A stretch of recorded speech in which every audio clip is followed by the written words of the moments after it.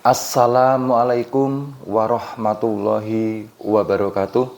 Bismillah walhamdulillah wassalatu wassalam ala rasulillah wa ala alihi wa ashabihi wa mawalah amma ba'dah. Yang terhormat ayahanda Tuan Guru Mursyid, yang saya hormati saudara-saudaraku para ahli Al-Quran dimanapun saja berada.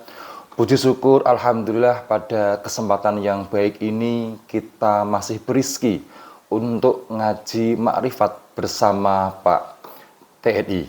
Yang kedua, selawat serta salam semoga selalu tercurahkan kepada junjungan kita, yaitu Muhammad Rasulullah SAW.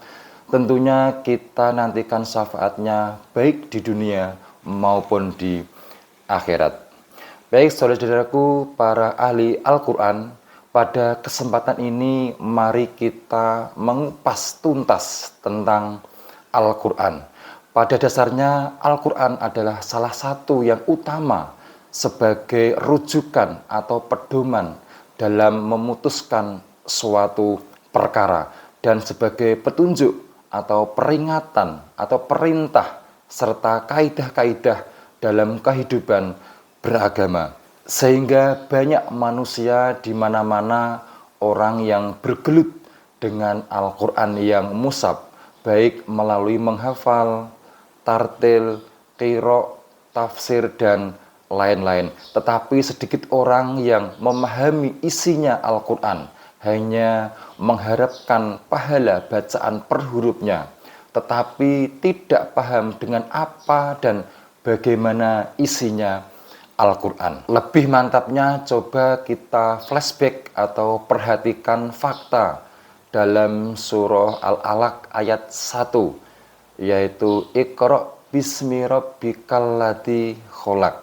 Artinya, bacalah dengan menyebut nama Tuhanmu yang menciptakan. Ini adalah wahyu yang diturunkan pertama kali. Sepakat ya? Oke, sekarang coba kita fokus pada kata Iqra atau bacalah. Sekarang pertanyaannya, apakah wahyu yang turun pertama kali itu berlaku pada saat itu juga, atau berlaku setelah adanya kitab yang mushaf? Kalau berlaku pada saat itu juga, lalu apa yang dibaca Nabi Muhammad sedangkan saat itu belum ada Al-Quran mushaf? Betul? Baru sadarkah saudara-saudaraku? Coba cermati ya. Yang jelas pada saat itu bukan Al-Quran yang mushaf yang diperintahkan untuk membaca, tetapi itu adalah Al-Quran qadim. Ilmiahnya begini, membaca fisik harus dengan fisik, membaca metafisik atau yang goib itu harus dengan metafisik atau dengan yang goib. Membaca mushaf Al-Quran dengan panca indera, yaitu dengan mata. Membaca Quran qadim harus dengan diri yang qadim atau dengan ruh, tetapi dengan rukun syarat yang berlaku. Salah satunya yaitu dengan baiat yang sudah ditanamkan nur iman dan nur kitab, karena itulah alat pembaca yang berhubungan dengan qadim. Sekarang perhatikan ayat ya, di dalam surah Al-Waqiah ayat 77 sampai dengan 79 ya. Bismillahirrahmanirrahim. Innahu laqur'anun karim. Dan ini sesungguhnya Al-Quran yang sangat mulia. Fi kitabim maknun, dalam kitab yang terpelihara di Lauh Mahfuz ya. Berarti itu adalah kitab qadim, bukan kitab yang mushaf ini ya. Lanjut ya. La yamassuhu illal mutahharun. Tidak ada yang menyentuhnya selain hamba-hamba yang disucikan, ya.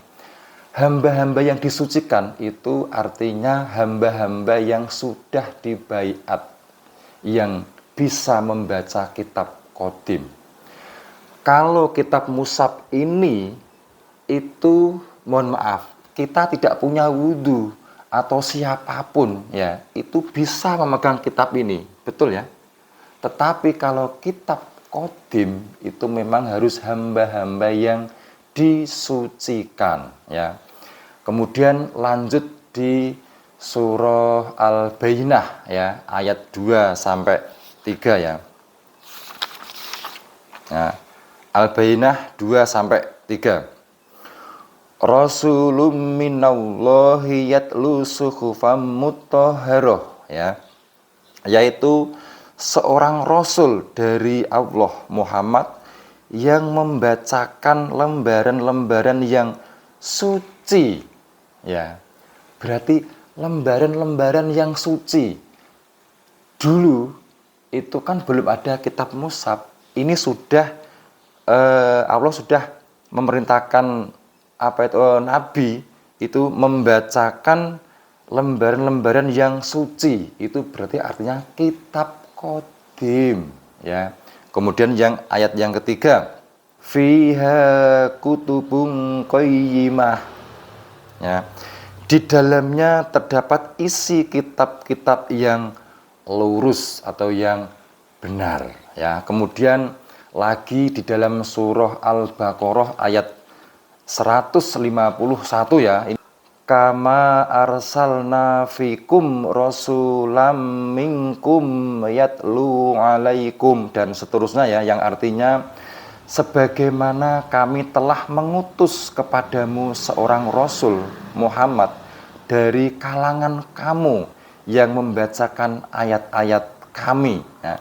Dari rasul itu yang kalangan manusia ini ya, mensucikan kamu dan mengajarkan kepadamu kitab Al-Quran dalam hikmah sunnah, serta mengajarkan apa yang belum kamu ketahui ya. Ini juga adalah kitab Qadim ya. Dan juga dari imam 4 madzhab ya, Imam Syafi'i, Imam Maliki, Imam Hambali, dan Imam Hanafi juga menyampaikan bahwa Al-Quran itu bukan makhluk, tetapi kalam Qadim ya. Cari sendiri ya, coba ya di dalam hadisnya ya itu ya. Lalu di dalam Syair Gusdur juga menyampaikan ya seperti ini. Al-Quran Qadim wahyu minul ya, tanpa ditulis bisa diwaca, iku jangan guru waskita den tancapake ing jero dodo, den tancapake ing jero dodo.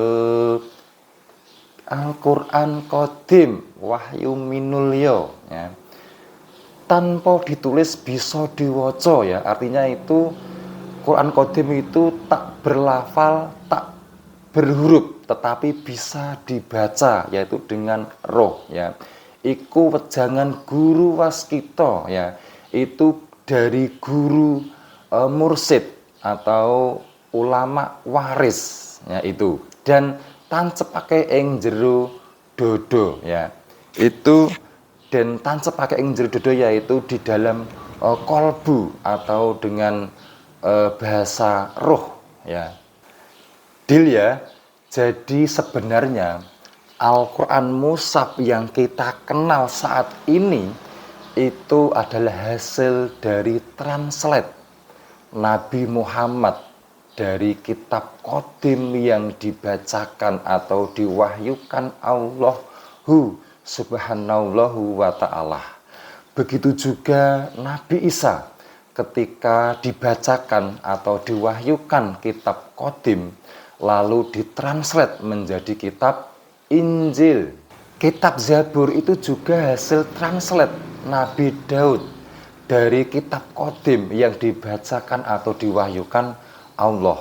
Kemudian kitab Taurat itu juga hasil translate Nabi Musa dari kitab Qadim yang dibacakan atau diwahyukan oleh Allahu Subhanallahu wa ta'ala. Jadi Al-Quran yang utama adalah yang Qadim, yang tidak tertulis dan tidak berlafal secara panca indera kita, tetapi bisa dibaca dengan ruh.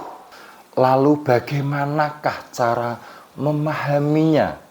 Yaitu melalui seorang utusan atau wali mursyid atau ulama waris atau ulil amri minkum yang dibacakan Allah atau yang diwahyukan Allah, lalu ditranslate atau diterjemahkan, lalu diteruskan ke para umatnya dengan sistem alif, lam, mim.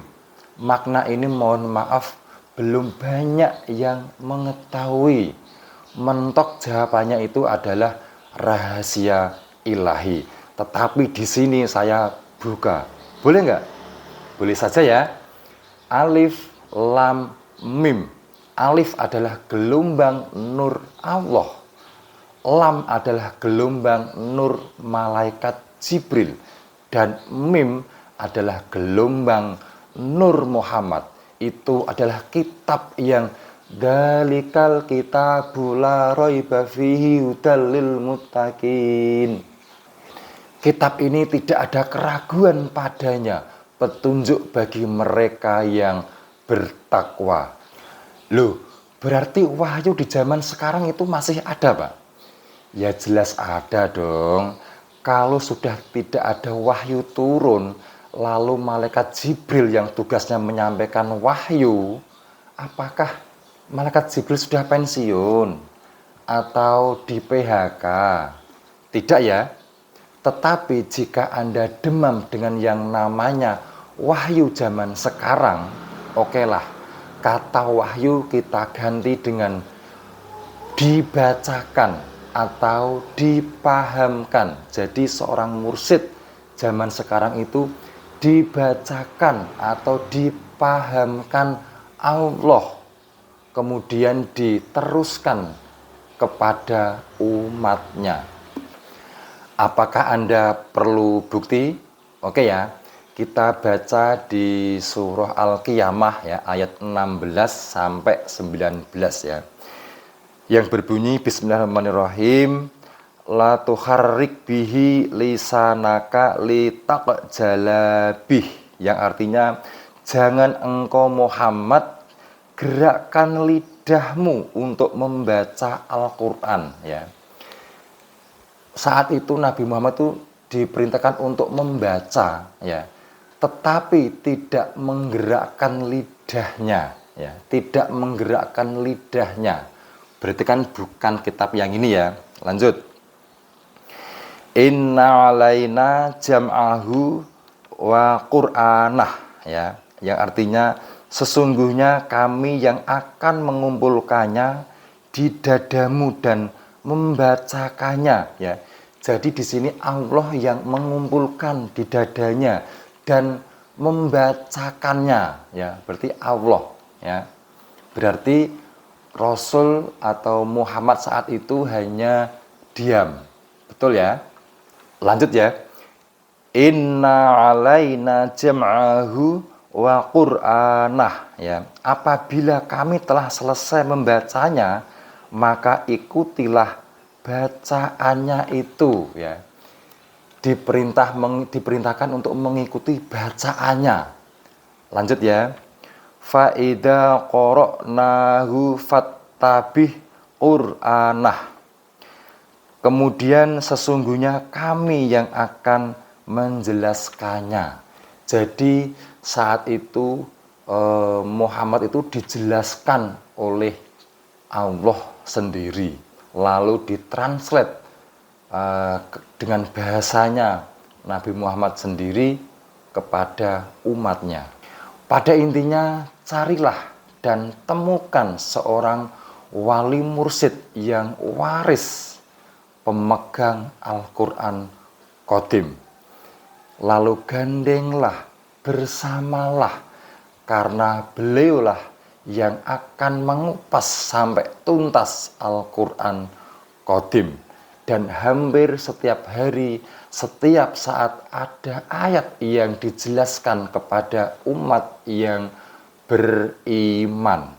Demikian yang saya sampaikan. Salam kebangkitan agama tauhid, salam makrifat ilmiah nalar tinggi, thoriqoh nasabandiyah qalidiyah, ilahi anta maksudi wariduka matlubi. Wassalamualaikum warahmatullahi wabarakatuh.